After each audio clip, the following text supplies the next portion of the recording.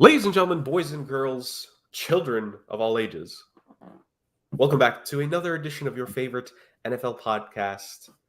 Back on the proper day, back on Saturday. Did we do Saturday last week? Maybe we did. I don't remember. Time is an illusion. Days mold together. Yeah, days go together. Weeks fly by. But there is one constant in this world, and that is the sports agents of chaos are here to talk NFL once again for another week. Myself, the Iceman, joined by our games master this week. Welcome back to the show, Justin. Justin, how we doing? I love the hair, by the way. It's looking good. Thanks. It was like crazy. So like literally just standing straight up. So right before the show, I had to sweat it down a little bit. So it looks a little too proper for me, but it'll adjust.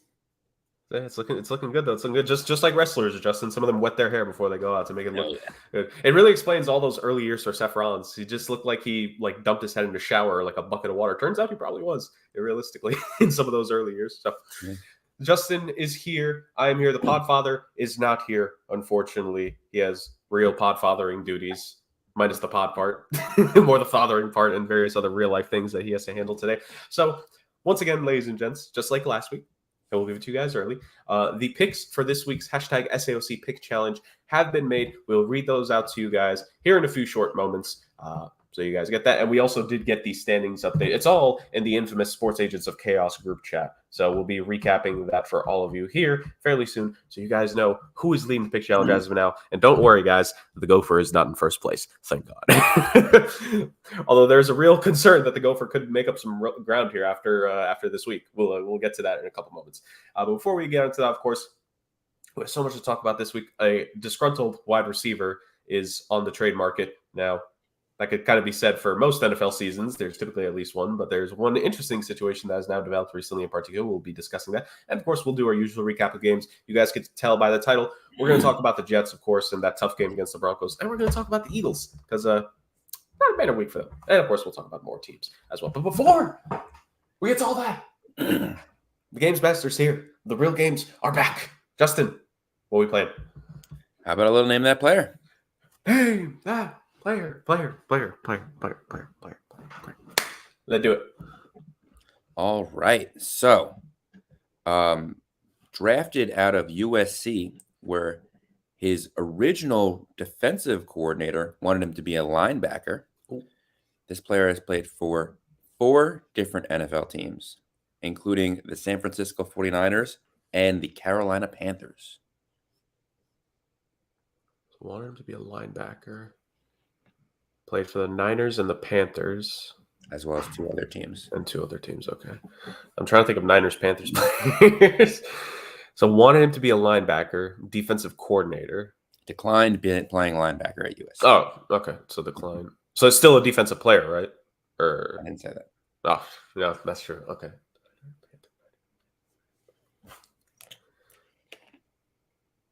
There's only one Niner Panther player that comes to my head right now, but there's no way it's I don't think he would have been a linebacker. And he didn't go to USC either. So that rules him that would hurt. Yeah. God. Wait. Did he go to I don't know if he went to USC. But he is a defensive player. Now, it doesn't necessarily mean this is a defensive player, but this is the first Niner/Panther, aside from the other one that came to my mind that maybe it could fit. I just don't remember where he went to college. I don't think it was USC, but just so I could get to the next round, because I'm not really thinking of anyone at the moment. Eric Reed. Eric Reed is not the answer. And just so you know, it looks like we are giving guesses from home. The Podfather has put in Everson Griffin. Is also incorrect. I love that. Everson Griffin, did he ever play for San Fran? I don't think so. I don't know. I don't have his information up in front of me. But I will tell you that this person was drafted in 2018, is still playing in the league. He came up in high school playing both basketball, where he was a 2-time MVP, and football. And let's give you one more information. He redshirted his freshman year at USC. Is currently playing in the league. And yeah, we'll stick with that. So went to USC and came out in 2018. Well, I can confirm it's not Sam Darnold. so I won't consider that. Oh, actually, wait a second. He's a Panther and a Niner. You know what? I'm gonna hold off and wait. Let me try to think of the rest of that draft, because that, like, you think of that draft, you think about the quarterbacks and the failed quarterbacks in certain cases. Josh Rosen, I'm so sorry for you. Oh my god, that is hilarious.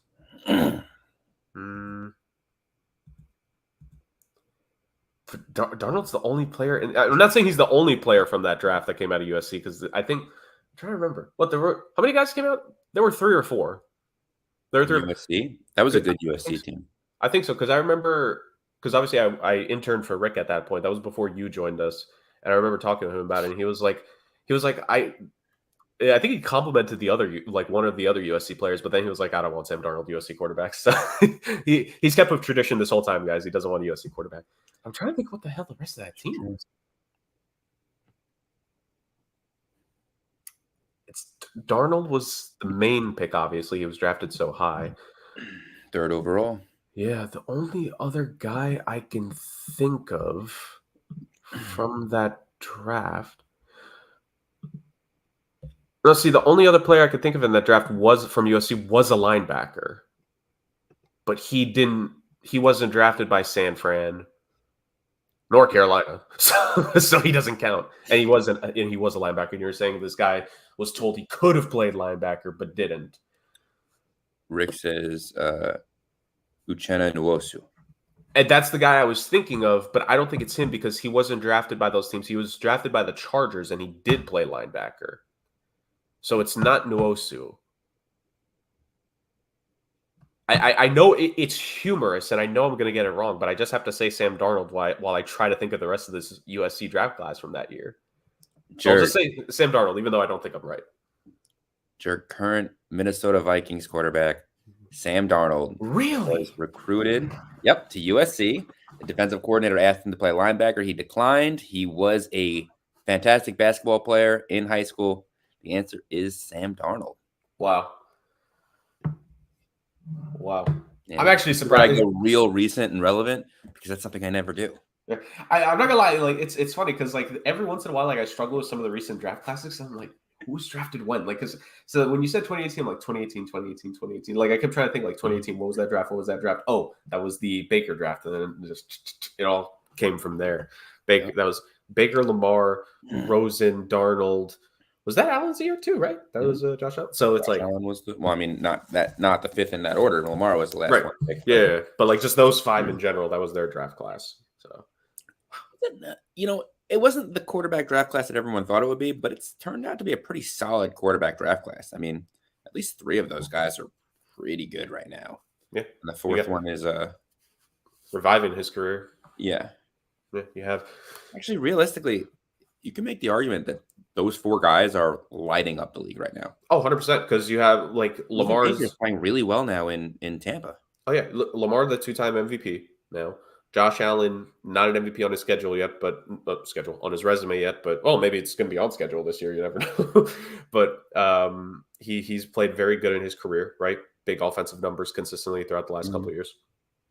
Baker, who he had some flashes in Cleveland, helped the Browns get their first playoff win since. I mean, my joke is usually the Nixon or the Reagan administration, but since they were revived, basically. Might have been correct. Yeah. And then, like, Darnold, it was tough going for him, obviously, early on, but he's looking really good this year. And, like, obviously, like, I've had these conversations with friends before, like, for the standard of where he was drafted, because I think you guys drafted him 3rd overall, if I'm not mistaken. Like, Arnold did, yeah. Obviously, as a 3rd overall pick, his career will not be looked back at as favorably, because comparatively, like, when you're drafted 3rd overall as a quarterback, some time. I mean, if you think about it realistically, he was on the Jets, so he didn't get a fair shot right from the get-go. Then he was on the Panthers, where he played well when he was on the field. People forget that he was decent on the Panthers, but he was injured all the time on the Panthers. Yeah. He didn't really get a ton of games under his belt there. Sat 1 year in San Francisco, and now all of a sudden is playing with one of the best offensive systems and looks like the quarterback everyone thought he could be. Yeah. So I'm saying there is time for him. It just, as of now, the perception is that. But he has played. I mean, realistically, like, it depends on next season. Did he sign a 1 or 2 year deal with Minnesota? I forget. I don't remember. Because if he only signed for a year and he's off to this good of a start, Was going to make some money next year. I'm trying. Yeah, I'm just starting to think of the teams in my head. Like, who needs a quarterback? Well, everyone, not technically everyone, but like, who's going to need a quarterback that they'll look at Sam Darnold and be like, 1 year, 10 mil. 1 year, 10 mil. First off, phenomenal, and second off, he's gonna get some money next year if he could keep this up. Not like I'm not saying he's going to be like 8 touchdowns, 2 interceptions for the rest of the year, obviously. Mm-hmm. But if he keeps the interception numbers under 10, and he could get like 20-something touchdowns, because he could run a little bit. He's not like a complete two-way, but he could run. He could scramble for like 5 yards if he needs to. Like honestly, I'm happy for Sam Darnold. I'm happy for Sam Darnold. How about we hit a little would you rather then? Of course. If you had to make a decision today, would you rather sign Sam Darnold to a long-term deal? Mm-hmm. Remember, he's only 27. Right. Or are you letting him walk next year to let J.J. McCarthy take the field? Oh, see, I thought you were going to I thought you were going to give me the other way of, if I was a team that needs a quarterback, would I sign Sam Darnold, or would I look to draft one of the kids in this upcoming year? Because I'm going to be real with you. I think I would consider Darnold over some of these kids in this upcoming draft, against most of the kids in this upcoming quarterback draft class. We'll wait to see how more of them develop. I'm not a fan of this quarterback draft class right now. So if you'd ask me that question, I would actually lean way more towards Darnold, right? If you're Minnesota, first off, obligatory joke, Minnesota. If you're Minnesota, it's an interesting choice because you drafted McCarthy, 10th overall was the pick, right? 10? Yeah, something like that. The expectation is, of course, obviously, eventually he has to take snaps for your organization. However, he got hurt, so he has to work his way back. Kevin O'Connell, I like to think, has, just with this start alone, to me, I'm not saying I would have put him on the hot seat personally going into the season, but I think he has saved himself very much so for at least another year or so, probably 2, if we're being realistic. And I think Minnesota wants to give him a long leash. I think they want to give him a chance. I think if you're Minnesota, you do need to have the serious conversation of maybe not long term, but if you could get him on a 2-year deal, still good money, like you'll still pay him good money, and just let McCarthy learn. Because honestly, and this is a conversation that, like, I feel like maybe when we get to the halfway point of the season, we'll like revisit it with these rookie quarterbacks again in this draft, and now we're seeing them perform. It's just like some of these guys need time. Sam Darnold is the perfect example of it, of a guy who sometimes just needs time. And like we have, and it's because of the salary cap structure, and it's because of the way the NFL has now made it to where the most valuable kind of contract there is the rookie contract, more specifically the rookie quarterback contract. And these kids get drafted right away, and the expectation is you need to come in. You could have some mistakes in your first year, but by year 2, you need to show us that you could help us win a Super Bowl. But that's just not realistic in most cases. Like the guys who could do that for you, honest to God, we need to consider the fact that it's more of an exception rather than the rule. Because think about the last. You also have to think about it now, because the reason it's a rule now is because these quarterbacks the contracts have gotten out of control. Yeah. It's much harder to win when you're paying a quarterback than when you have one on your rookie contract. That's why all these windows are so small for these teams. Mahomes is an anomaly, not a. No, that's what I'm saying. That's what I'm saying. It's an anomaly. No, but they won after they signed him. And before, think about this. Like they won in his rookie deal, right? Because they won by year 3 was when they beat the Niners the first time. I think last year was technically the first year of his new deal. Right. He signed it a year or 2 early. Yeah, it's so complicated with that. But it's like they won a Super Bowl in his rookie deal, and they won it after his rookie deal. Like to your point, where and that's what I'm trying to say is like the expectations that these guys come in and they need to be good enough in their rookie deal to get a Super Bowl win or potentially contend for one. And then maybe if you're lucky, you extend that. But it's like, that's what I'm saying is that it's the exception how good some of these guys are so quickly rather than the rule. Like you said, like not everyone is Mahomes level or going to be that in their rookie deal. Even think of a guy like a Justin Herbert, who extremely talented over the course of the first 4 years of his career, put up eye-popping numbers. They only made the postseason once. And it's one of those things where, like, I look at a case of Minnesota. Why would you not want to consider JJ McCarthy, who, if I'm not mistaken, is he not the youngest of the quarterbacks that was drafted age-wise? That I I think don't he know. was. I think it was him or Daniels. One of those two, I think, was relatively speaking the younger one. I know Penix and Nix are the two oldest, so it's like the other three is kind of like a try to remember who's who between Caleb Williams, Jane Daniels, and McCarthy. Oh, also, there's May, but Jesus Christ, there were 6 quarterbacks in the first round. I keep forgetting, but um, yeah, like I wouldn't be against the idea of letting McCarthy sit for an extra year or two because that used to be the way. That used to be the way. Carson Palmer sat. I know he didn't win a Super Bowl, but he sat his entire rookie season. What should have been his rookie year, he sat an entire one season. Aaron Rodgers sat for 3 years. Brett Favre sat his first what year or two in Atlanta. Threw a couple passes. I literally mean a couple. I'm talking about like 6.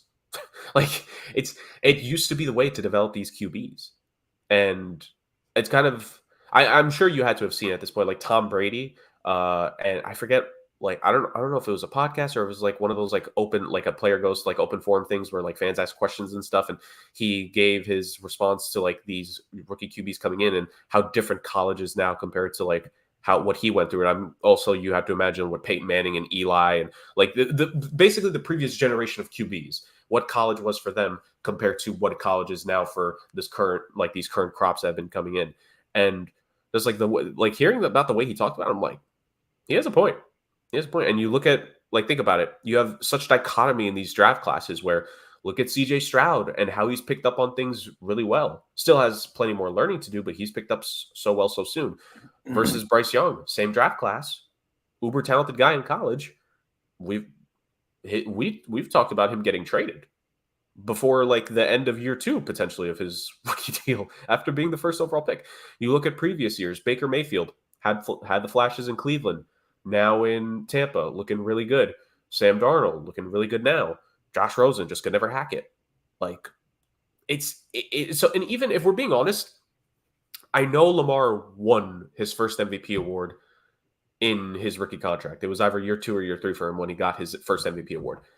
But his passing didn't become what it is now until maybe last year, maybe the year before at most. That's what, 4 or 5 years of developing him to be that the passer he is. And I'm talking about in terms of, it's not just relying on your natural skills and talent, but it's about like dropping a ball in a bucket, pinpoint accuracy, reading the defenses. Like him and Josh Allen, it took him a couple years. And that's not a critique of either of those guys. That's just how it is. So I don't know. It's a very interesting, like, this could be a whole episode that we could talk about realistically. And if we ever get a really bad week of football, which obviously we don't want for that to be the case, but if we do end up really getting a really bad week, we could spend a whole show, the 3 of us, talking about it one of these Maybe days. in August or a June. Yeah, maybe postseason, like we revisit the conversation. Yeah. So, but no, it's so to answer your question, the original of this, would you rather? If I'm Minnesota, I would actually legitimately consider signing Sam Darnold to, if I could hack it a 2-year deal with him, and just let McCarthy learn and sit more. And if Darnold gets hurt, you could just always throw McCarthy in there. Like, hit him with the original Goff deal. Yeah, basically. It's kind of like, hey, prove it. And look, here's the thing. If he proves it and he does really good, you could still make that choice to go with McCarthy because, like, you drafted the kid high up for a reason. Like, it's good for all parties involved. He helped you win while he was there. Your young quarterback is hopefully developed. Sam Darnold just goes, he gets paid by someone else. Like, it can work out for everyone. Like, these don't have to be only one side wins. You know, that doesn't have to be the case. So we'll see what happens there. But I would actually consider giving him like I don't know about 3 years, maybe 2-year deal if I'm Minnesota. But if I'm other teams right now that are quarterback needy, like I said, the other way you could have asked the question, I would strongly consider signing him above drafting one of these rookies right now. Because there's not a rookie. I'm saying this right now. I don't know if there's a rookie in the upcoming draft class that is going to win you a Super Bowl during their rookie QB contract. I just don't know, man. Hey, if I'm proven wrong, I'm proven wrong. Trust me, I'm no draft evaluator. I'm really not. But it's you like, are, Jurg, in April. That's true. But it's like I'm having a lot of questions right now about some of these kids. So there's that. All right, fantastic games, Justin. Name that player was phenomenal. We all learned something about Sam Darnold, I feel, because I never heard that story before. And we had a good would you rather that start to get people asking questions themselves, which is always a good thing. So let's move on to recapping this week's pick challenge to the people. Normally it's towards the end of the show, but obviously the last couple of weeks, issues with scheduling. We've done it beforehand because we keep the integrity of this game and this program alive, ladies and gentlemen. So we did the hashtag SAOC pick challenge between the three of us last night, and we are now going to recap it. So allow me to scroll back up.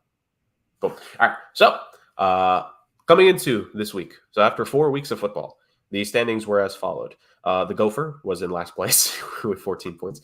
The Podfather has 18 points. The reigning defending champion is in third place. Justin is second place with 23 points, and I'm in first place with 27 because I had my second perfect week of the season.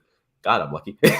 I'm just going back and forth between terrible and good, terrible and really good. So, oh crap, it's going to be a bad week this week. So, that being said, let us go to the points. It took a while. Here we go. So, Podfather, his 4-point pick was, I'm just going to go in like our usual draft order because, you know, someone didn't send me the picks recap like I asked. So, unfortunately speaking. So, but no, I'm joking around. He was busy. So the Podfather picked the Colts over the Jags for his 4-point pick, also an upset pick. Justin took the 49ers with his 4-point pick. You know, third time's the charm. The Seahawks were my 4-point pick because they're facing the Giants. And last couple times the Giants have faced the Seahawks has not been good for them. I picked the Packers with my 3-point pick because they are facing, what are they facing? Houston, I think, right? Right? Who is? The Packers. Are they facing Houston? No, Buffalo's facing Houston. Buffalo's facing Houston. So who the heck are the Packers facing that I picked them? I picked them for a reason. The Packers are playing. Why am I blanking on this? I was talking about this all week. There you go. In my spread pool. Yeah, Justin picked the Cowboys with his 3-point pick. Solid pick.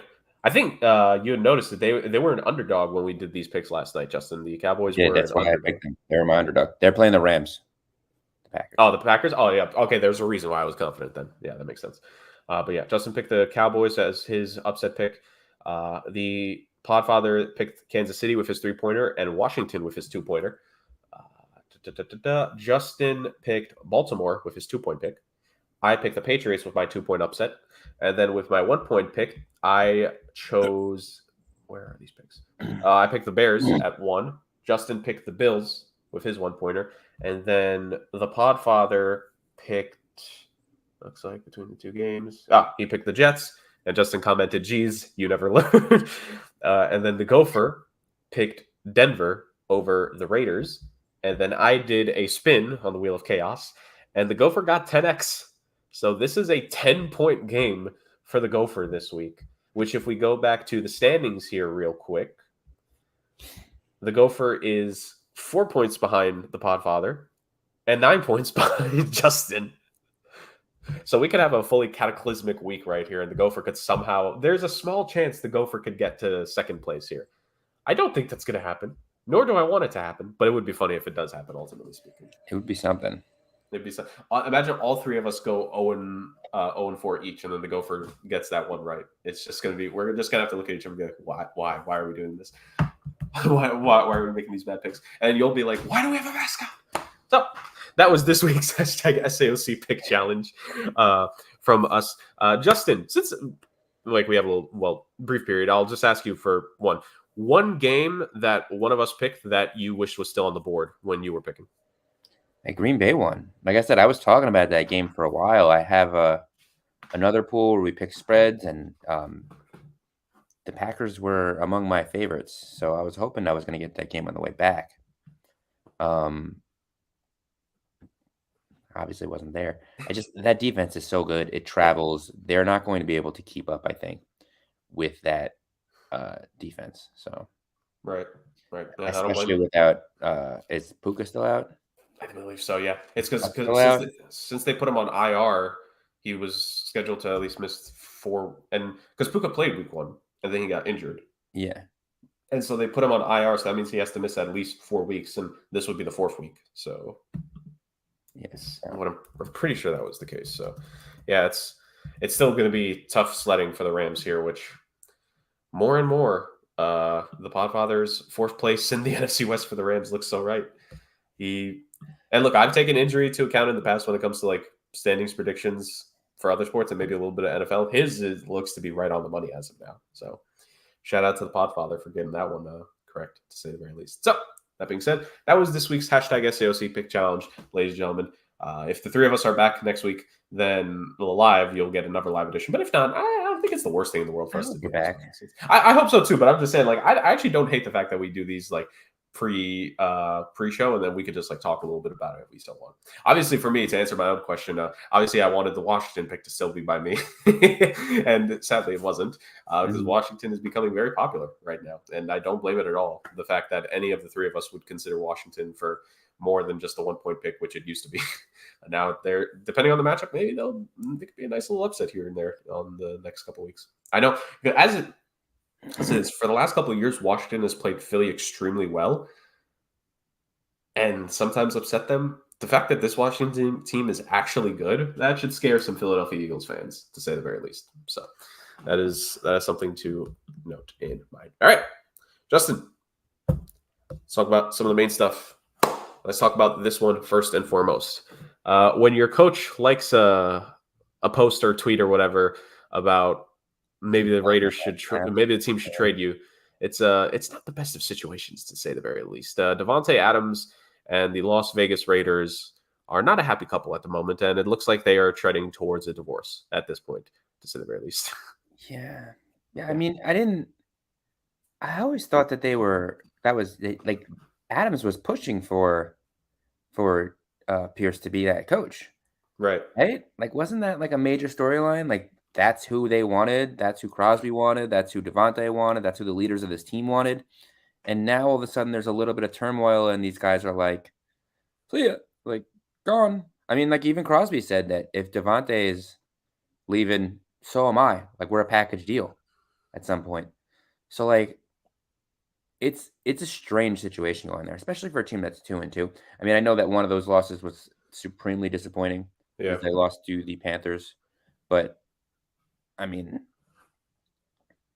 it's not like they're out of it. You know what I mean? Like, they've been in most of these games. And they upset the Ravens, which, like, it was a major upset. And even if you want to say, oh, the Ravens choked more than the Raiders won it, they still won the game. It doesn't matter who choked or who won or whatever. Like, they have the win in their record. Like, they're 2-2, like you said. No, it's very interesting to me, and I'm almost wondering if it's just a continuation of. I talked because I went on a podcast earlier this week. Shout out to my guy Kenneth with the Competitive Hedge podcast, and we actually talked about this situation a little bit. And part of me thinks that I don't think Antonio Pierce is necessarily like the main reason at all that Adams is upset. It's definitely not helping the situation now. But I don't think Pierce is necessarily like the reason. I think it's a collection of what has happened the last couple of years in Vegas, and now it's just boiling over, and Adams is just done with it. And Pierce, I think the conflict is Pierce thought he had more buy-in from Adams than he's getting. And maybe it, like, I think, just speaking strictly between them, I think that's where the headbutting is, where I think Pierce thought Adams was a bit more bought in than what he appears to be at the moment. And I think that's where their specific conflict is coming from. I think the Adams thing, it goes beyond Pierce. I think it stems to the last couple of years where it was, he came to Vegas, like you said, because he wanted to be a Raider and he wanted to play with Carr. Well, damn, they traded Derek Carr after the first season. He plays with other quarterbacks last year, played under McDaniels, hated that. He gets sent away. He gets sent to the gulag, hopefully to never become a head coach ever again. And then, like you said, it was a meeting, ownership and everything. And I, aside from just like the leaders of the team wanting Pierce to be the guy, it was like meant to be a promise to Adams and co that this team is going to be more competitive and like da-da-da. I feel like part of that had to have been the quarterback situation. And I think it just ultimately wouldn't surprise me at all, because I think this has kind of come out a little bit last day or so, is like Adams wants a better quarterback situation. And even in, like, obviously Minshew and Aiden O'Connell are not the most talented guys in the league. Minshew's had his moments, and Aiden O'Connell won a game last year where he only threw like 8 passes.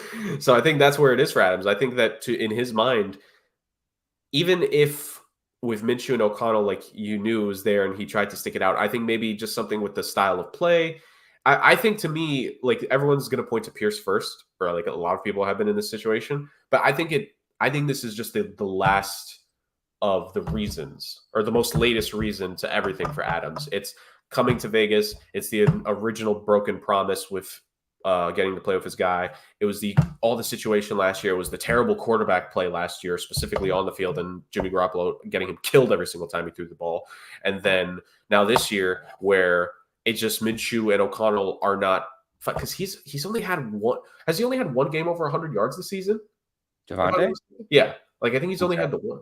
So like this is a guy who, like, for good or for bad, when you get Davante Adams, there's expectations. Like with all the good wide receivers, there's expectations. And I think Davante Adams is just like, this team has not met his expectations, and he just doesn't want to buy in anymore. And I think that's why I'm saying there's conflict with Pierce, because I think Pierce is a guy who expects you to buy in and to go through the tough times right now. And Davante is just disagreeing with that right now. It's like, no, I don't want to. Like, we either figure this out or I just don't want to be here. So that, again, that's my take of the situation. I've talked enough. The people don't want to hear me. They want to hear Justin. So, Justin, you can give your 2 cents and way more on this situation. Yeah, I mean, I agree. I think that the Raiders kind of bungled the handling of top priority star wanting to play for them. Obviously, the coaching decisions weren't great.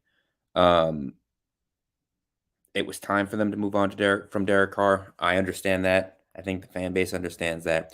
But there was clearly no system in place to move forward. And when you have a guy like Davante Adams, who's expecting to continue a Hall of Fame career, coming off, I mean, let's face it. I mean, even Derek Carr is better than what they had now. And it's not that to say that what they have now is not good, but it's just not good enough to capitalize on what is really a pretty solid receiving core. I mean, Jacoby Myers has been an excellent number 2 receiver there. They have some young, fast talent. They had decent running game. I mean, they led the league in rushing when Josh Jacobs was there. So they've kind of just seemingly bungled it and dove headfirst into a rebuild, which obviously now we know is needed. But let's face it, I think it's kind of ridiculous that they were like, we're never going to trade Adams. I've been saying this forever, but he's not going to be part of your long-term solution there. He's what, 29, 30, 31? He's going to be there for 2 more years at best. I mean, receivers don't play that much longer, and he's still doing well for what he is. I mean, what is that stat where it's like Tom Brady has the second most receiving yards for a quarterback over the age of like 35 or something like that, for a wide receiver over the age of 35 in the playoffs? Yeah. Crazy like that, because these guys don't play. They don't play that much longer. Receiver's a tough position. So he wants to maximize the end of his career. I think that the Raiders should want to maximize his value while he still has some. And you could still turn around and say Davante Adams is one of the best receivers in this league. I know he hasn't shown statistically, and you don't see it on the field as much, but I mean, when they target him, you could see it. It's not that it's not there. It's that they don't have the ability to find him. And there really isn't much of a difference between him on the field and off the field for that Raiders offense, because the way they're game planning. So I think it makes sense to try and get some draft picks and to capitalize on a younger team. And honestly, it probably makes sense in the Crosby way too. I mean, I know you want him to be a lifer there, but he's not your long-term solution. So unless you're planning on building real quick, some of these guys have to be trade value.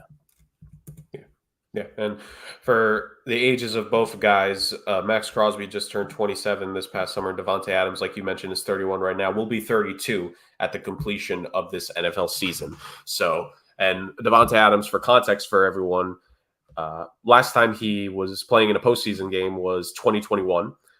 Well, after the 2021 season, so early 2022. And then his 2 seasons in Vegas so far, year 1 was really good in terms of just, I mean, both years pretty good in terms of raw numbers, but has gone over 100 receptions and 100 receptions or more in each of his 2 seasons in Vegas. 1,516 yards year 1, 14 touchdowns. Dip in production last year, 1,144 and 8 touchdowns last year. Still a very good player and still a number 1 caliber wide receiver and still a guy that any team should want. So, Justin, I'm going to throw the idea of the trade out to you first. And maybe we'll reconvene on this in a week or so, depending on where the situation goes and when we get the Podfather back too, so all 3 of us could talk about it. Early thoughts on the rumors of where he could go. It's always the idea, especially in the NFL, are they going to prioritize where he wants to go first and foremost and try to get the best package they can from where he would want to go, or are they going to do whichever team has the best package for them? Obviously, preferably it'd be a playoff team to appease both sides, but sending him somewhere where it gives them the best trade package, no matter what. Because obviously, the reason I'm asking this, because to me, there's 3 teams that stick out immediately in terms of wanting to trade for Adams, and there'd be a little bit of gymnastics that have to happen, but it could fit. To me, I'm not ruling out a return to Green Bay because he knows the coach there. We've seen Jordan Love be pretty good now for a little over a season. Need more of a sample size, but he's still been pretty good. He was great last week and coming back from injury. So there's the familiarity there in terms of the building and the coach and the organization. There's the Saints because of Derek Carr, and he would be the definitive number 1 on that team, even all due respect to Chris Olave, but he would be the number 1 guy on that squad. Or the Jets. And obviously we know the connection there because him and Aaron Rodgers are very good friends. So your thoughts on, like, I think on merit, it's those 3 teams would be the 3 leaders just because of familiarity of situation or people he knows that are there. Do you think it'll end up like just blanket? Do you think it'll be one of those 3 teams, or could you see another team come out of nowhere?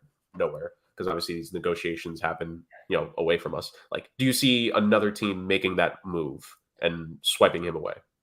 I mean, I think that there's pretty much any team in the league should be interested in getting Right. a guy like Davante Adams. It's whether or not A, you have the cap space, and B, you think that you can fit his style of play and have the quarterback play to make him relevant again. A lot of these teams do. I mean, if you want to tell me that the Chiefs want to get involved, if I'm the Raiders, I'm not trading him to the Chiefs. But the Chiefs are in desperate need of a receiver. I don't know the cap space they have, but I'm sure they can move something around. The Ravens. The Ravens have really been disappointing at receiver again this year. I mean, Zay Flowers has been good. Zay Jones is not on the Ravens. Zay Flowers has been good, but there's only so much that he could do by himself. And they've been killing it with Derrick Henry. Obviously the Jets, I think, could use some extra depth at receiver, but they have to be willing to give up a certain amount of capital. Do the Jets give up a 2nd-round pick? I think that they said the Raiders are looking for at least a 2nd. We'll see. A 2nd and a young player. Yeah. So, I mean, I'm sure they're not giving up any of their young offensive stars. It wouldn't make any sense. Right. So, it's going to be very interesting to see. I definitely think that we could see some teams come out of nowhere. It's funny because the 2 of the teams that I come to mind the most are not getting them because they're in the division. Right. So Los Angeles and Kansas City would be 2 teams, but what's the likelihood that they actually trade in division? Almost none. Yeah. And you mentioned a couple teams there. Baltimore could always use another guy for Lamar. Even Pittsburgh, realistically, like, you get Davante Adams in that wide receiver room. There's the Bills, although I think the Bills, they're, like you mentioned with cap situation and stuff, because the Bills have one of the they're very close to the cap. Like, they don't have a lot of cap space left. So would they be able to do something there? It would have to require a lot done on the situation, to say the very least. I look at the AFC South, maybe a Colts team. Like, yes, Pittman's there, but would you take a swing at Adams for a year if you think it could help out when Richardson is back from injury, which that's something to talk about. And like you said, the AFC West. NFC, you got a Washington there, right? Green, like I already mentioned, Green Bay. New Orleans is there. Seattle, do they maybe try to add a big name like that? San Francisco for just 1 year. Like, they're the kings of, at this point, of maybe making it just a 1-year deal. Because Adams, the thing is that the next 2 seasons, like, the guaranteed money is extremely low. So any Adams trade that gets made, it would have to come with one of 2 things would happen. Either it's very much like Stephon Diggs, right? Where it's this year and that's it. Because like the Bills reworked that deal a little bit to make it so that they are only, or no, the Texans, excuse me, like they reworked the deal so Diggs is going to be a free agent after this year. So that'd be the case with Adams. Or it would be you take the next 2 years and you rework it to a bit of an extension. Because here's the tweet that I was looking at from a couple days ago from Spotrac. So acquiring Adams from the Raiders for 2024 cap versus cash now is 13.5 million. At the deadline is 8.6 million. Then 2025 and 2026 non-guaranteed years, the money is for both years $36.25 million. So it is a lot, and so like that's why we mentioned the cap situation, because it would you're either making a 1-year trade basically if you go for Adams now, or the idea that you're going to rework those last 2 years. Maybe a team realistically would extend it, make it tear up the last 2 years, make it 3 new years with new money, new guarantees, etc. And like you said, like it would have to be a team that the situation has to be pretty good for in that case, because like not every wide receiver could play to their older years, right? No. So it's going to be very interesting to see what happens. And again, we will revisit this conversation in probably a week or two time, whether we're getting closer to hearing who the final like targets are. And of course, we'll let the Podfather here, because I'm sure the Podfather has plenty of thoughts about this, to say the very least. So that being said, let's us go to the highlights of this past week in NFL football, Justin. And there's plenty for us to talk about. Where do we begin? In what was a good upset-filled week, relatively, right? In the NFL, there was a good amount of upsets. Let's start on the opposite ends of 0-3 teams going into the week and where they ended up. The Bengals and the Jaguars were both 0-3 heading into week 4, Justin. The Bengals had a game against Andy Dalton, which, funny enough, I had seen it's like the 3rd or 4th time that Dalton has faced the Bengals since they parted ways. So, like, I questioned Rick last week. It's like, can it really be a revenge game if you've already faced them a couple times? Apparently, the answer could be yes, but ultimately, it was not for Carolina, because the Cincinnati Bengals did pull it off. They ended up getting a 34-24 victory against the Panthers. The Jaguars, unfortunately, could not replicate the winning ways, and they fall to 0-4. The only 0-4 team, or the only winless team now in the NFL, also technically the only 0-4 team. They lose to the Texans in Houston, final score of 24-20. It was a not last second, at the very last second, but like 18 seconds left on the clock when CJ Stroud threw the game-winning touchdown over to win that one. So, Justin, you have the opposites attract there. You have the Bengals winning. You have the Jaguars losing. How big, obviously, was it for the Bengals to get this win and maybe start to turn the season around when they head into a tough matchup against Baltimore coming up here very soon in this week? And how in danger should Doug Peterson and co be in Jacksonville right now? Because reports are that Shad Khan is not happy at all. What would Shad Khan have to be happy about? I mean, they have been a major disappointment. I mean, it started off with some close games, but it's not looking good right now. I mean, to be 0-4, the only team that's winless, thankfully they have like an easier part of their schedule coming up, but it's not that easy, man. It's going to be tough for them. They are really not in a great position. So, I mean, maybe they could win 1, 2, or 3 of their next games. If they could win 3 and be 3-4, they still have to then play the Packers, the Eagles, the Vikings, the Lions, then the Texans. So this could go downhill fast for Jacksonville. They really, really need to get Trevor Lawrence going. And I don't know, just do something. I mean, anything has to be better than this. So I'm speechless about this situation. And then Cincinnati is also kind of interesting. I mean, to lose week 1 to the Patriots is almost unforgivable. It makes the schedule completely different. I mean, you could even excuse the Commanders' loss as kind of a anomaly, so to speak. Not that the Commanders are a bad team. They have a good offense this year, but to start off 0-3 and then barely squeak by the Panthers, because it really did seem like they barely squeaked by the Panthers. Now they play the Ravens. Now you're telling me you're going to be maybe 1-4 to start another year of a Joe Burrow contract where it's before it balloons and explodes, and you still have to pay Jamar Chase and T. Higgins. Like, this team is not going to be the same next year. It's going to change. They're already missing Tyler Boyd. So the defense is not the same. The offense has not been good enough. And yeah, sure, maybe they pick it up. Maybe they beat the Ravens this week and then they win 2 easy games against the Giants and the Browns, and now all of a sudden they're 4-3. Great. They still have to play the Eagles this year. There's another game in Baltimore. The Chargers have been able to say, listen, we're not the best team, but you're not rolling over us.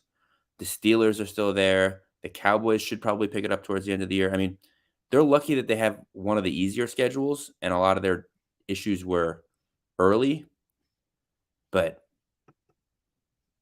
at one point, you have to say enough with this slow start nonsense. It's nonsense that they can't seem to get their feet under them in the beginning of the year. It's cost them. It's cost them dearly. They could have easily been a number 1 seed at one point, and they haven't because they start slow every year, and it's becoming a major problem. It cost them a playoff shot last year. You muted her. Between starting slow last year and at the end, Burrow getting hurt would just unraveled all of last season. Like you said, the 2 years before that, they were a wild card team when they made that run to the Super Bowl, right? Or at least they had to go through a wild card round. I don't remember. Did they win the division that year? It's escaped me off the top of my head if they did. And then the year after that, you make it back to the AFC Championship game, and you lose to Kansas City. That game could have been in Cincy if you started out a lot better. So it's one of those things where if you're like you said, it's one of these things where you need to look at the organization as a whole. Because like obviously, if you're really just want to paint a broad brush, everyone's going to point at Joe Burrow first, and good quarterback gets paid, team starts to struggle. Oh, there's a correlation. At the end of the day, man, it's not on Joe Burrow to manage the rest of the team around him. It's really not. It's for him to try to play the best he can, and with the pieces they provide him.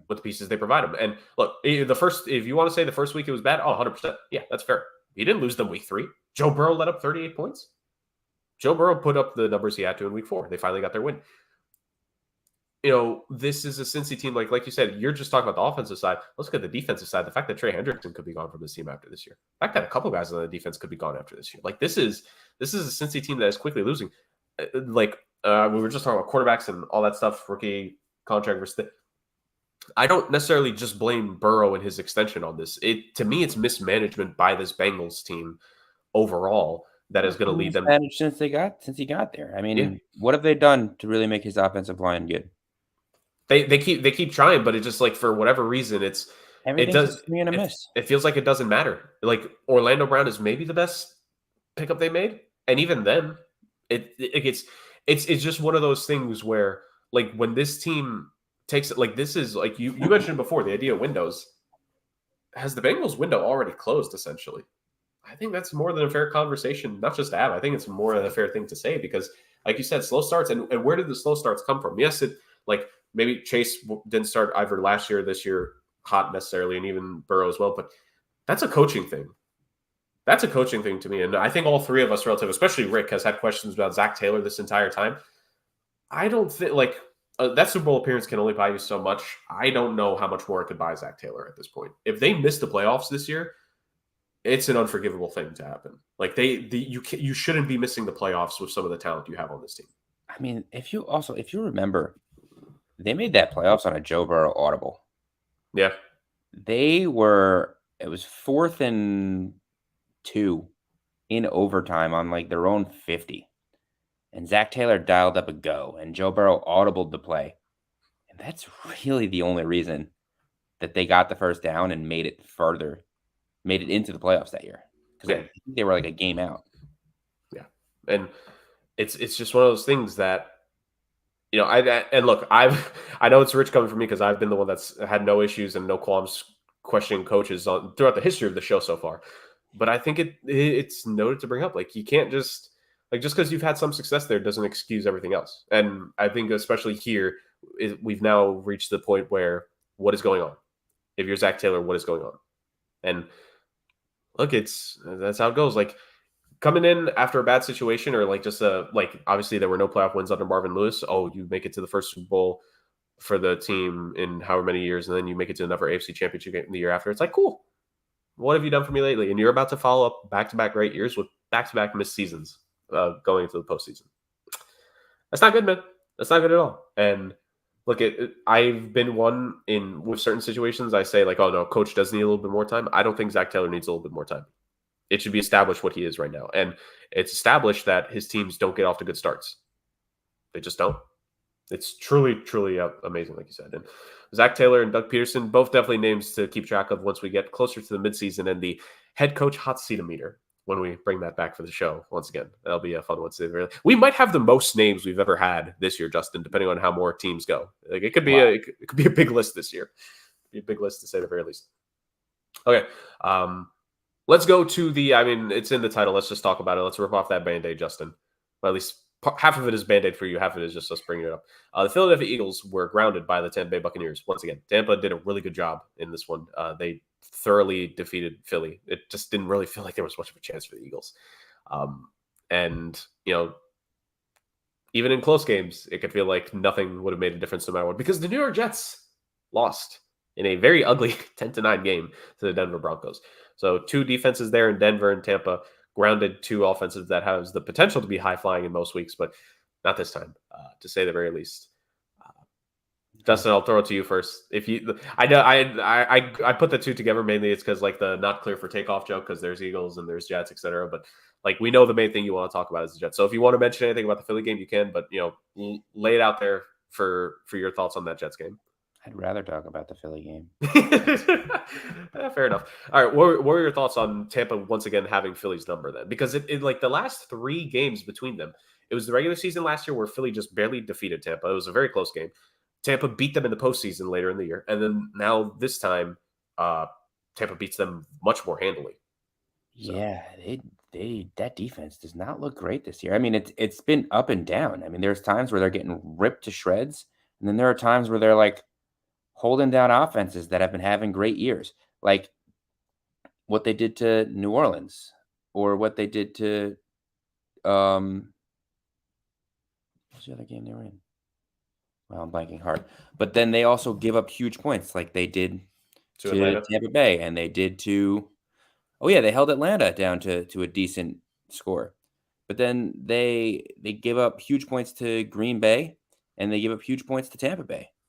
Like, it doesn't really make sense to me logically, but it's hard to think about how they're going to get things right. Like, what seems to be the issue here, and why can't they figure it out?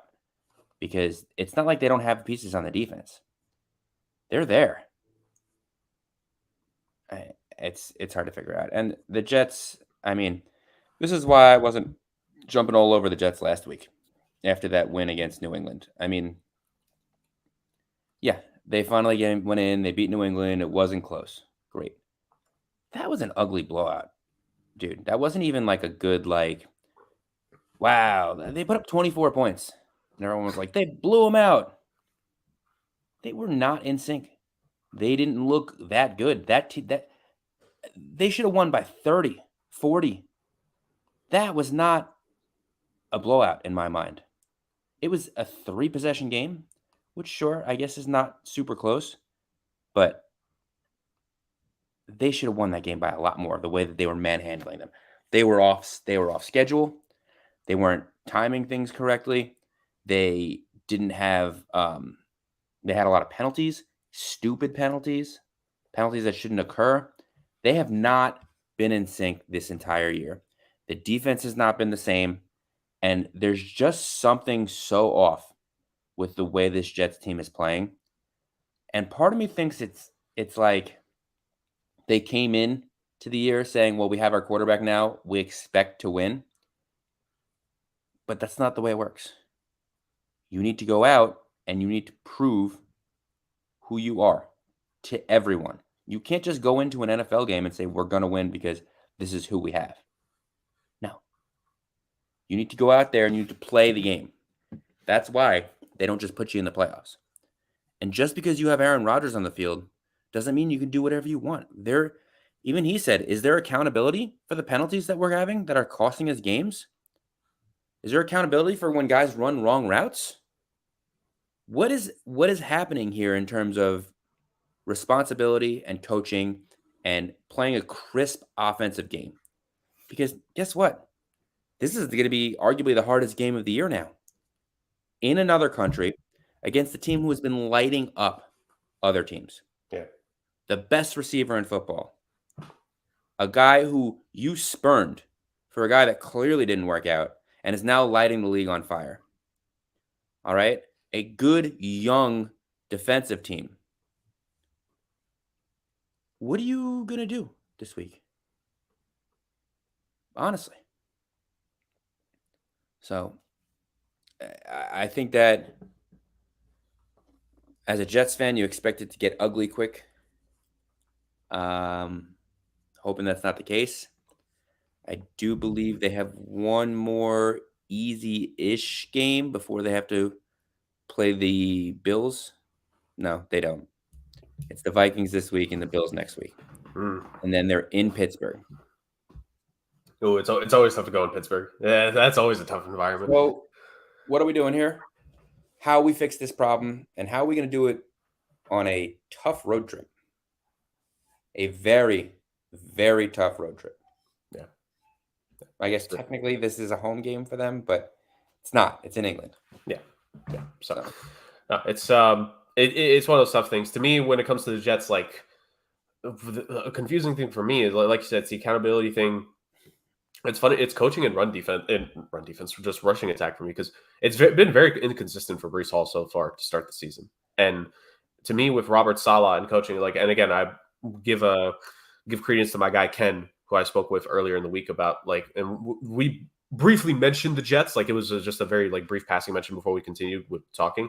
It's he is not a Robert Saleh guy at all. Ken doesn't really believe in him being the coach of this team. And when you bring up Aaron Rodgers and what we talked about with accountability with everything and who needs to hold players accountable, Robert Saleh feels like the guy who should be holding people accountable. And not just because he's the head coach. I mean, that comes with the territory, but more so he, as a DC, that energy guy should be holding people accountable. And it just doesn't feel like that's happening right now. So, but again, to me, in terms of the offensive side of things, you're going to have off weeks. I think Rodgers will eventually have something with his receivers, but I don't understand. It's been so stop and start with Breece Hall this year. And if you're the Jets with Rodgers, who, yes, he could still have really good weeks for you, right? You need that rushing game to really help balance it out at the end of the day for the guy. And just Breece Hall, the other running back has had some performances here. I think Allen is Braylon Allen. But Breece Hall's supposed to be the guy. And it's just there have been weeks where he's a non-factor in the offense. It's game planning because teams know that there's really only one or two guys on that offense. Right. They haven't been able to really game plan for Braylon Allen because he's new. But realistically, who else do you have to game plan for? Garrett Wilson and Breece Hall. Yeah, that's it. And sure, Lazard has been okay. What are you doing with him? What's Mike Williams is not on the field.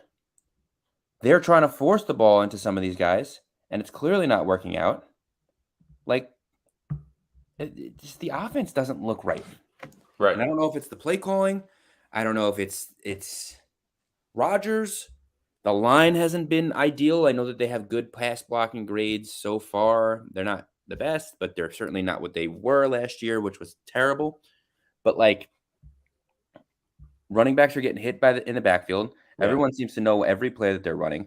I mean, you have a power back like Braylon Allen that you brought in, and you're first and goal on the 1, and you give the ball to Breece 4 times. And it's not like I don't like Breece, don't get me wrong, but you brought personnel in.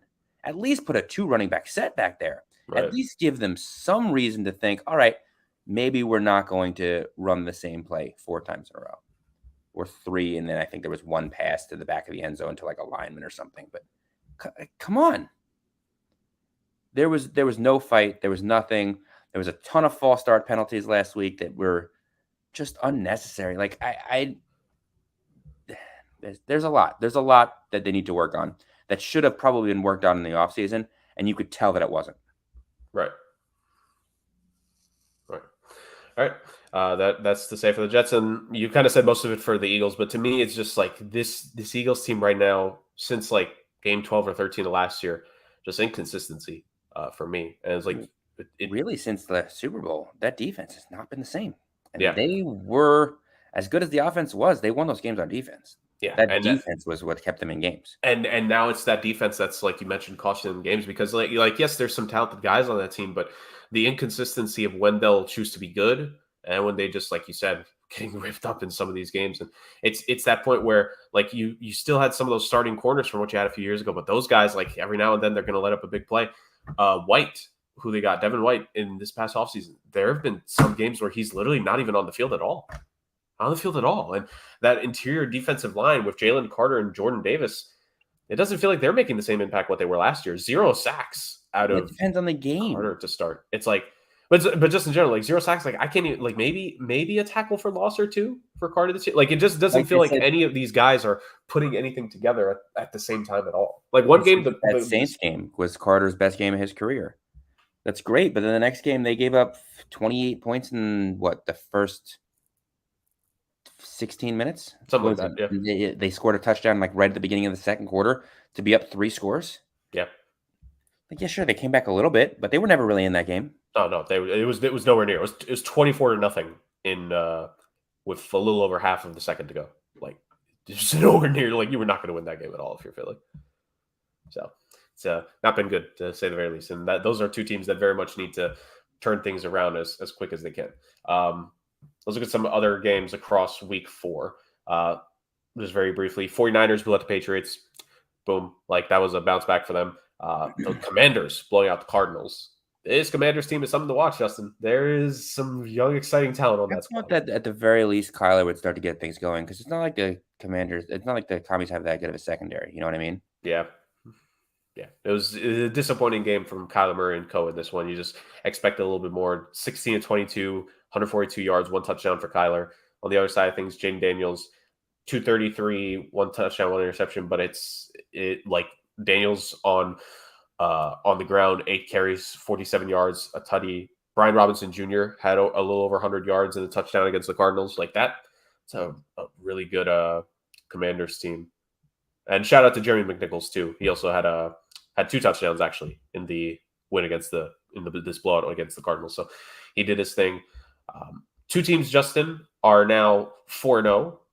We briefly mentioned one of them earlier when we were talking about their quarterback, but the Minnesota Vikings are 4-0 and the Kansas City Chiefs are 4-0, both of them.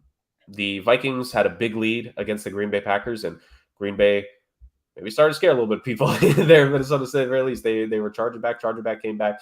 It was 28-22 after with a little over 10 minutes to go. Minnesota charged down to eventually get a field goal, and that field goal was just enough to give them the credence of what they needed. That Minnesota, you mentioned the Minnesota defense before. 3 interceptions on Jordan Love in that game. What timeliness on those interceptions. Jordan Love struggled a lot in the first half, even like a little bit in the third quarter. But then they started to actually scoreless third quarter, so there it is. But then fourth quarter, Love and the offense just came alive. But Minnesota escaped with the win. And speaking of escaping with the win, escaping in a different way because they didn't really do a lot of scoring, but they didn't need to at the end of the day. The Chiefs-Chargers game, knockdown, drag-out affair. Like the rushing attacks for both teams were kind of like, It wasn't the most efficient of running. Definitely not for the Chargers. Like it was 2.3 yards per carry overall as a unit, whereas the Chiefs, it was under 4 yards a carry as a whole, except for, shout out to Kareem Hunt returning to Kansas City. He had 69 yards, nice on 14 carries. So he was the most efficient rusher in that game overall. Like it was a knockout, drag out affair. The Chargers defense really kept them in it, but at the end of the day, the Chiefs just did enough to win that game. So what do you think of the 2 4-0 teams, Justin? One of them getting the win with getting plenty of offense in, and the other one not really scoring all that much, but just did enough to get the win. Did you see any of that Chargers-Chiefs game? I did not know. The Chiefs picked off Mahomes in the first 2 possessions, I believe it was, putting them in great field position. And they scored on the first drive, kicked a field goal on the second one, again, off turnovers, and then could not do a single thing the rest of the game. The defense absolutely shut them down. Yeah. It was devastating. And they said they were showing clips of Herbert on the sideline afterwards smashing his helmet. They absolutely tormented this guy. Can I read you real quick, like the drives after the Chargers went up 10-0? Yeah. Just to give it to the context for the people. Which, by the way, on that second the second score, they got the field goal. It was 4 plays, negative 12 yards. They lost yardage there, and they got the field goal. So the Chargers go up 10-0 after the field goal. Kansas City punts the next drive, and then this was the Chargers from then on out. 4 plays, 3 yards, punt. 3 plays, 9 yards, punt. 3 plays, 0 yards, punt. 3 plays, negative 13 yards, punt. A couple missed field goals between the two teams. So going into halftime, it was 10-7 Kansas City. Chargers started the half with the missed field goal, and then turnover on downs, 14 plays, 67 yards. That was the one drive they got for the rest of that game.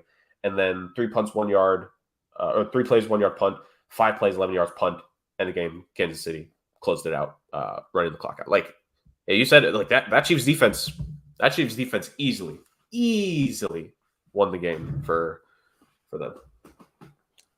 It really wasn't pretty. So yeah, I mean, that defense is what's been keeping them alive. It's the defense that we said that should be fixed a couple years ago. They've obviously went out and fixed it. They've played to their strengths. Yep. And as much as the offense might struggle now that they're down another receiver, the defense is going to keep them in games. And then you keep them in games, and the refs make the right calls for the Kansas City Chiefs, which I don't know how often happens, but only so often. It's going to be hard to beat this team. Yeah. So, real quick before we talk about the Vikings side, what do you make of the Chargers? It's a little bit surprising at the start of the season, but now they're really losing games. And the offense is just like the rushing attack. They've had some games, but just Herbert has not looked great with Harbaugh so far. Like, what do you make of the Chargers now that we're a month in on the Jim Harbaugh experiment? I think that it's a new way to play, and it's going to take time to get used to. I have very little worry that he's going to make Herbert into a better player.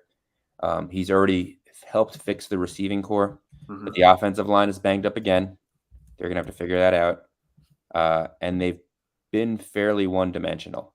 And for a team that is going to play possession ball, which they want to get the run game going, they're going to need to be able to move the ball better on offense. Let's not forget now that Herbert was a game-time decision. He's also been injured this entire season. He sprained his ankle, and he's been struggling.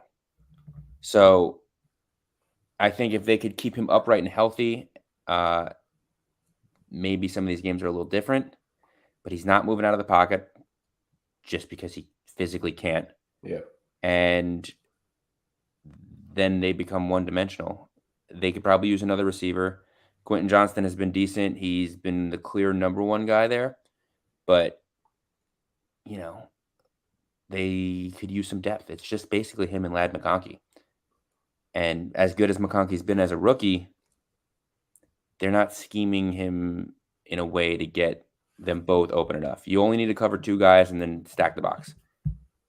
And that's not a recipe to win games. So I expect them. This is a positive step in what seems to be a rebuilding year in my mind.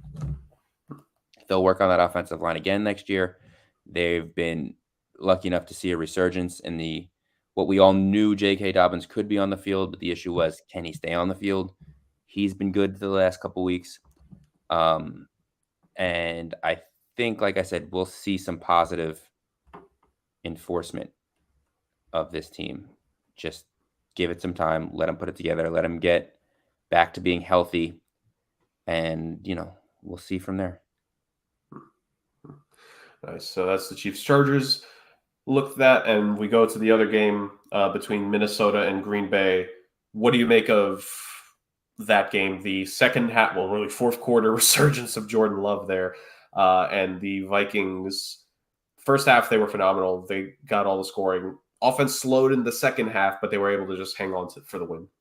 It's interesting when you look at it, really, because it's like the tale of two halves. Like, they just squeaked out in the second half, but they dominated in that first half. Jordan Love looked horrendous in that first half. He threw 3 interceptions in the first. Like, they did not look good. But then we saw what made this Packers team dangerous last year.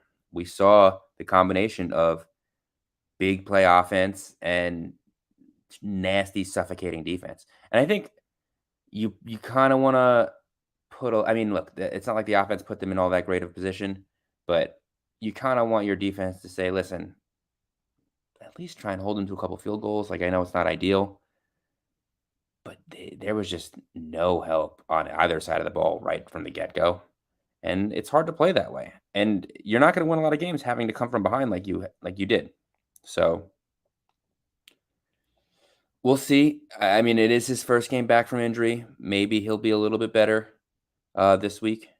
Fingers crossed for your game, Jerg. But Yeah, I think that we're going to see this Packers team now ramp up, and hopefully nobody notices the record between Malik Willis and Jordan Love, because one of them has all the wins currently. Quarterback controversy question? It should be very interesting to say the very least, and we'll see if Jordan Love and co can put together a more complete game here coming up. And then Minnesota, again, 4-0. Very interesting to see. Like this is big for the Vikings going into this, because now, even if we don't expect them to win the division, right? Which I think we're all expecting Detroit to storm away at some point and capture the NFC North crown. The fact that they've started out 4-0, undefeated against the NFC teams they face, this is big for them later into the season, where if they do start to maybe not have as great performances, you now have this leg up of having a good start to the season, having these wins early on in conference, especially a big division win here against Green Bay. These are tiebreakers that they're getting an advantage in, right? When you look at some of the other teams that now we have to look at for wild card situation, and look, realistically, are the Cowboys and Eagles probably one of them should win the division? Maybe, but you just look at the fact that right now in conference, the Eagles are 2-2, the Cowboys are 1-1, and the Minnesota Vikings are 3-0 in conference right now. That's an edge. That right there is an edge in the situation, man. So, Minnesota putting themselves in a very good position later on, especially you look at some of the teams that people expected to be, in the wild card conversation. Not saying they would have been a wild card team, but just in the wild card conversation. You look at now the Saints have dropped down to 2-2. We'll see if they can respond here in Week 5 in a tough matchup. The Rams have fallen off to 1-3. Their playoff odds maybe after this week are basically done. Like, this is big for Minnesota in a year for them where even the Packers, who we expected second in the division, challenge the Lions, ultimately should still be a wild card team. They have a leg up against the Packers right now. Packers are 0-2 against the conference and 0-1 in division right now. I got to give props to Minnesota. Didn't have a lot of expectations of them, whether they were going to have McCarthy starting or not. Like, this is a team that is playing above and beyond, and we'll just see how much longer that could go past. Because, like you mentioned, Justin, they played that overseas game this week against the Jets, and I think that's going to be a big one. 5-0 start for this team that'd be something to say at the very least. Yeah, it would be even better. 3-2 start for the Jets. That's true. That's very true. I hope the best for you, brother. I hope the best. All right. Looking at the rest of the schedule, Monday night, it was 2 games. Very briefly, we'll mention Tennessee defeated the Dolphins for their first win of the season. Things are not looking good in Miami, to say the very least, right now. 31-12 loss. Is it 4 straight games, I think, was the stat that they haven't had a lead in at all.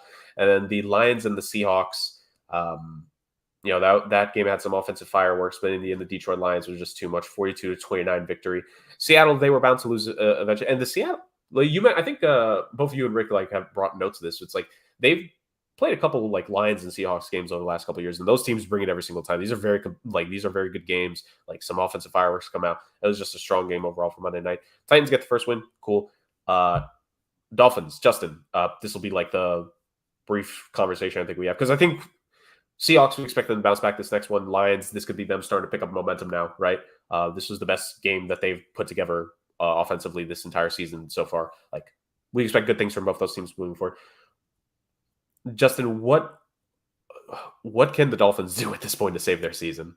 Is there anything they could do before Tua comes back to save things, or is it just literally they need to pray he can somehow come back like John Cena in the 2008 Royal Rumble early, and then they go on a run? Like, that's trade for a quarterback. Like, if they get Mahomes from Kansas City, that would be I like how you go immediately to Mahomes. Yeah. I like that. No, short of a quarterback, there's really not much they can do. I mean, the Jalen Phillips injury is also just like a heart-wrenching injury for them. The second year in a row. This is a kid that has been really, really productive for them when he's on the field, and to just have back-to-back knee injuries is a killer. I think the offense is not going to get any better anytime soon. It's been rough. It's going to only get rougher because these teams are not going to allow Tyler Huntley and Skylar Thompson to do anything. This is not a good situation for them. There is a chance now that they have a high enough draft pick where they could take a quarterback that, at the very least, they won't be in the same garbage situation that they were in. Right. But it's really not looking good. I don't know that there's much that they can do. No, I agree. Barring something short of a miraculous uptick in QB play, or like you said, even who could they even trade for at this point? You would think No one really. I was just being a no, joke. I know, but it's just it's something the organization right now, GM and such, they're going through all the options of what can be done for this team at the moment. It's you see what's out there and you go from there. I feel like we talked about a majority of the games. The Colts big upset against the Pittsburgh Steelers in Indy. They had a massive lead. They started out 17-0. Pittsburgh started to claw away, but ultimately Joe Flacco and co were able to close the game out. Anthony Richardson leaves due to injury again. That just sucks. Hopefully it's not too much of a long-term thing, but it's just tough for Indy that their franchise quarterback is again getting hurt. Just bad luck for these teams, to say the very least. The Falcons beat the Saints, and we'll talk about Atlanta here very briefly in a moment. I guess the last game for us in week 4 to really put any emphasis on, Justin, and this was a big one, to say the very least. But the Baltimore Ravens absolutely shellacked the Bills, particularly Derrick Henry. Because I forgot this going into last week, Justin, but Def Taxes and Derrick Henry just knows how to beat the Buffalo Bills. 199 yards on 24 carries for the King in this one. Even added 10 yards and a receiving touchdown on that end. Just to really bury Buffalo. Easily the best offensive performance we've seen from the Ravens this season. And obviously the worst game all around we've seen from the Bills so far. Of course, that was the first loss of the season for them. And the Ravens not up their record at 2-2. What do you take from both sides in this one, Justin, from that performance that the Bills, well, both sides really, but the performance that we saw in that game? I mean, the Bills,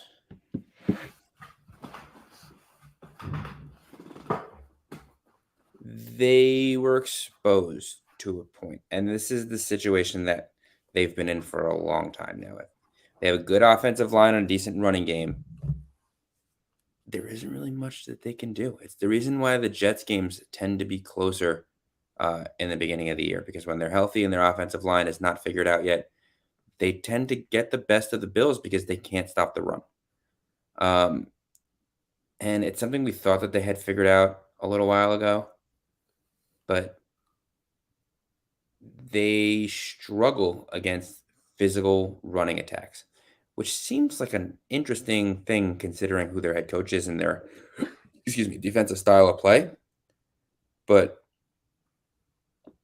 the Ravens have just been a natural match for them since Josh Allen and Lamar have gotten into the league. So I'm not 100% surprised. I didn't think that it would be that much of a blowout, but I did expect Baltimore to win that game. I wasn't super heavy on Baltimore because they were disappointing in the beginning of the year, so that's why it was not a game that I picked.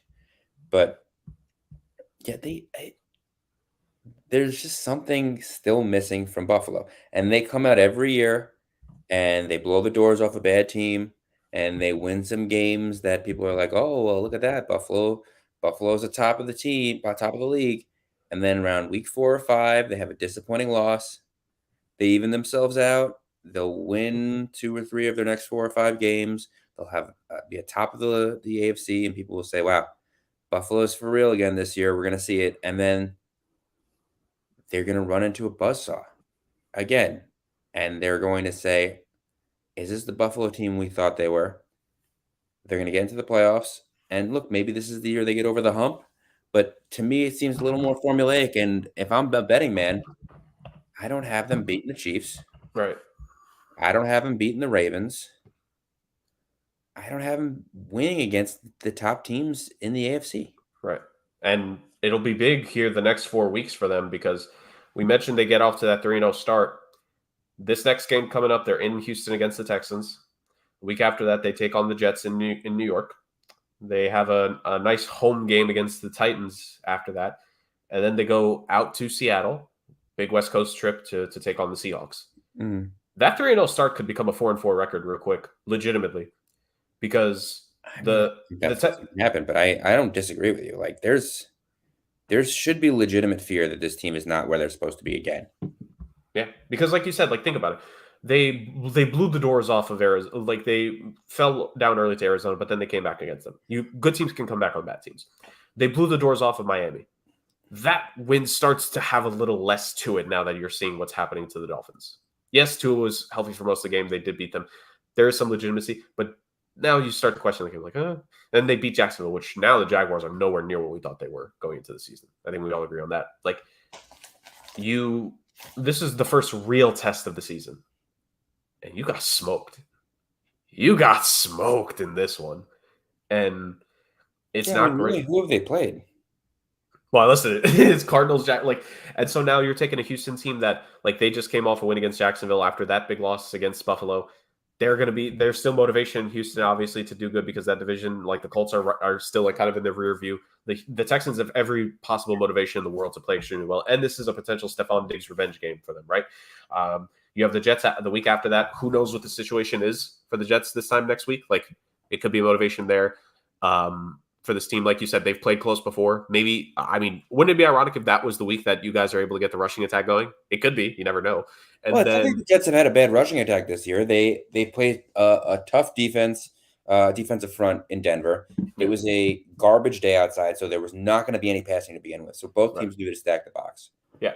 And also, to be fair, Von Miller is going to miss the next 4 games as well. Oh, yeah, that's true too. Yeah. Violating he's only been a situational guy for them, but he's come up in big spots in the last couple of weeks.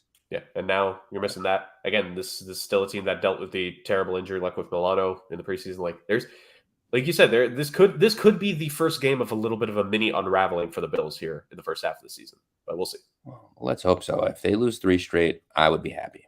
Yeah, or at least 3 of the next 4, because again, that Tennessee game is there, and unless the Ravens loan Derrick Henry for 1 game to the Titans, probably not much happening there for Tennessee. But you never know. All right. That finishes our recap of week 4. There's any games that we didn't pay enough attention to, Justin, you want to just give a quick shout out to before we move on to Thursday night? From last week? Yeah. No.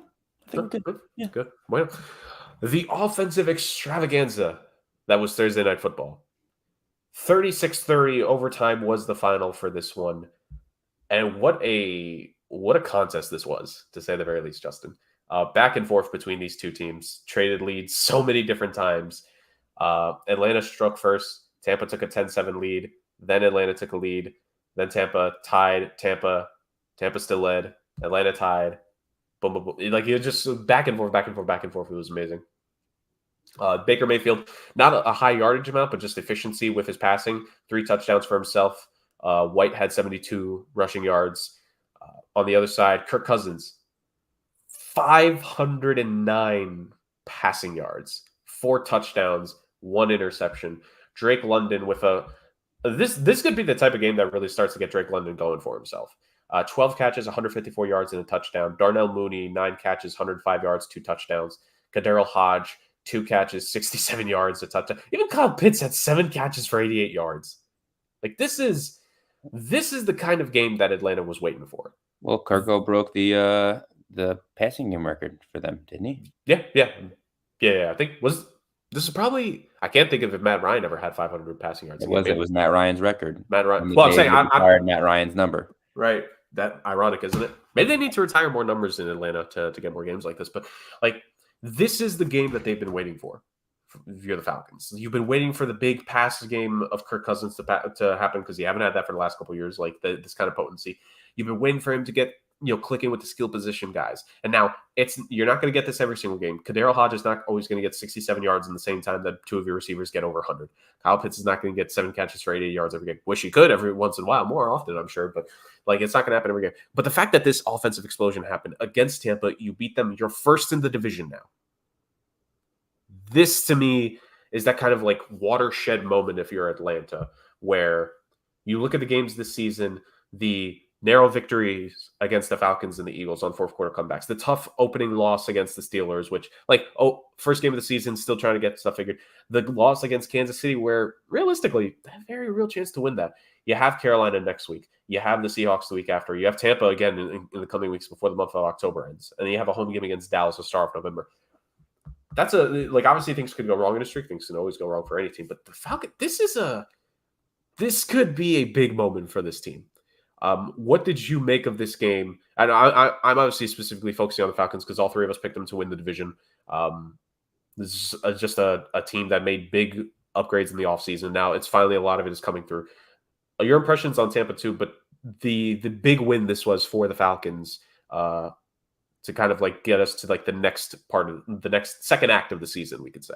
Well, they took down the reigning division champions in what was really a barn-burning game. They should not have really won that game. If you really remember, there were some rough calls by the defense. There were some penalties. The Bucs gave them that game, and they've shown now that Atlanta is good enough to capitalize if you are going to give them a moment, and that's what the best teams in the league do. So, as far as I'm concerned, Atlanta's a team that I don't want to play right now. You cannot make a mistake against this team, and they're only going to get better because they're still first putting it together. So, look, kudos to them for the win. It's a major win. It was a major night in Atlanta.